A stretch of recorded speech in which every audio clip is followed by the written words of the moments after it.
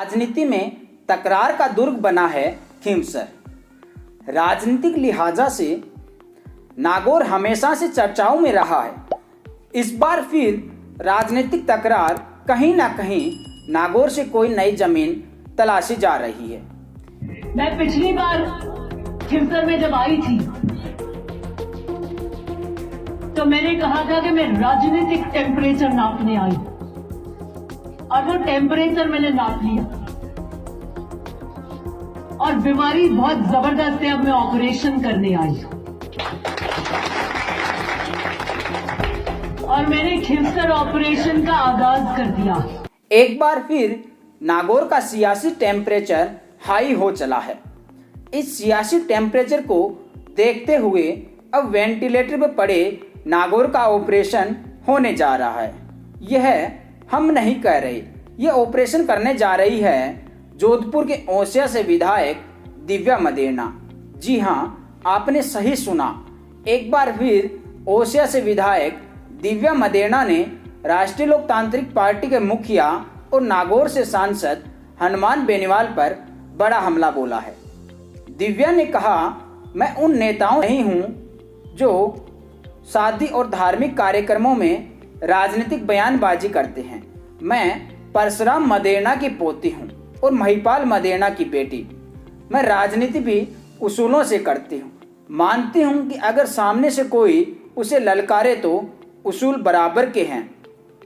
मैं उन नेताओं में से नहीं हूं जो शादी या मंदिरों के कार्यक्रम में राजनीतिक भाषण देती हूँ, क्योंकि मैं परशुराम मदेरणा की पोती हूँ, महिपाल मदेरणा की बेटी और राजनीति उसूलों से करती हूँ। हम आपको बता दें कि पंचायती राज के चुनाव में हनुमान बेनीवाल और दिव्या मदेरणा के बीच तकरार बढ़ गई थी।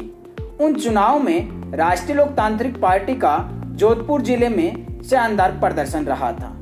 ओसिया में तो राष्ट्रीय लोकतांत्रिक पार्टी की मदद से ही बीजेपी का प्रधान बना था। यहाँ पर कांटे की टक्कर थी, क्योंकि ओसिया में कांग्रेस और बीजेपी के दोनों के ही 11-11 सदस्य जीते थे। वहीं पर एक सदस्य हनुमान बेनीवाल की पार्टी आरएलपी से जीता था। आरएलपी के एक सदस्य ने बीजेपी के पक्ष में वोटिंग कर दिव्या मदेरणा के गढ़ में प्रधान की सीट उसे छीन ली थी। वहीं पर इसके अलावा जोधपुर जिले में आरएलपी ने 2 जगह अपने प्रधान बना लिए। इसके बाद में दोनों सियासी क्षेत्रों में तकरार बनी हुई है। पंचायती राज चुनाव के बाद से ही दिव्या मदेरणा आरएलपी सुप्रीमो हनुमान बेनीवाल पर निशाने साध रही है। दिव्या मदेरणा का कहना है, खींवसर में विकास की राजनीति नहीं, वोटों की राजनीति होती है। क्षेत्र की जनता विकास की राह देख रही है, लेकिन पिछले 15 सालों से विकास के नाम पर एक पत्थर भी नहीं लगा है।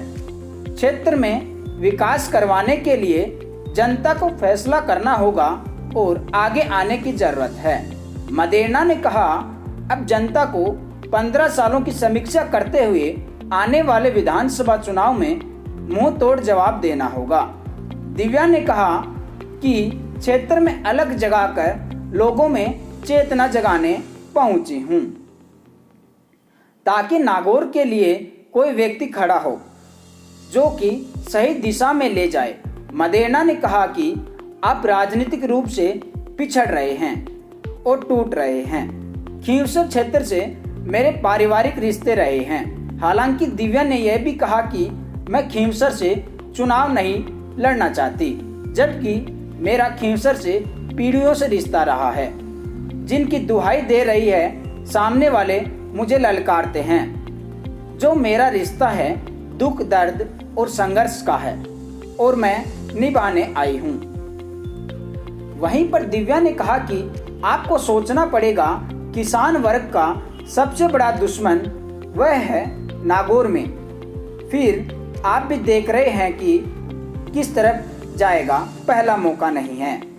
दिव्या ने आरएलपी और नागौर सांसद हनुमान बेनीवाल पर निशाना साधा। पिछले साल हुए पंचायती राज चुनाव में प्रचार के दौरान नागौर सांसद हनुमान बेनीवाल और ओसिया से विधायक दिव्या मदेरणा के बीच बयानबाजी के तीखे वार भी चले थे। भले ही राजस्थान की राजनीति का रण अगले साल होगा, लेकिन तमाम सियासी बाण के तीर ने यह ऐलान कर दिया कि चुनावी मिसाल पर सह और मात देने के लिए बिगुल बजाना शुरू कर दिया है। वहीं पर नागौर सांसद हनुमान बेनीवाल ने पलटवार करते हुए कहा, जो खींवसर का टेम्परेचर नापने आए हैं, ऑपरेशन करने आए हैं, मैं उनको कहना चाहता हूं कि पहले उनका ऑपरेशन करें जिन्होंने आपके दादा और पिता का ऑपरेशन किया था। उनका इलाज करें जिन्होंने आपके दादा का सपना कभी पूरा नहीं होने दिया था, पिता को जेल में डाल दिया था। साथ ही बेनीवाल ने यह भी कहा कि अब वह ओसिया से विधायक नहीं बन पाएगी।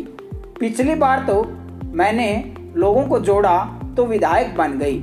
रही बात खींवसर की, तो आज तक खींवसर में बड़े बड़े ऑपरेशन किए गए हैं। आप क्या ऑपरेशन करेंगी? इसके लिए डिग्री चाहिए। पहले भी एक डॉक्टर ज्योति मिर्दा ने कोशिश की थी, कुछ नहीं हासिल हुआ। डिग्री बिना ऑपरेशन के करेंगी तो कानूनन कार्यवाही होगी। वहीं पर बेनीवाल ने यह भी कहा कि पिछले विधानसभा चुनाव में मां बेटे ने हाथ जोड़ा और विनती की थी तो चुनाव जीत गई थी, लेकिन दिव्या साहिबा इस बार आप चुनाव नहीं जीत पाएंगी, ये कहना है बेनीवाल का। खैर, आप हमें बताइए, दिव्या मदेरणा और हनुमान बेनीवाल की राजनीतिक तकरार में किसको नफा और नुकसान होगा?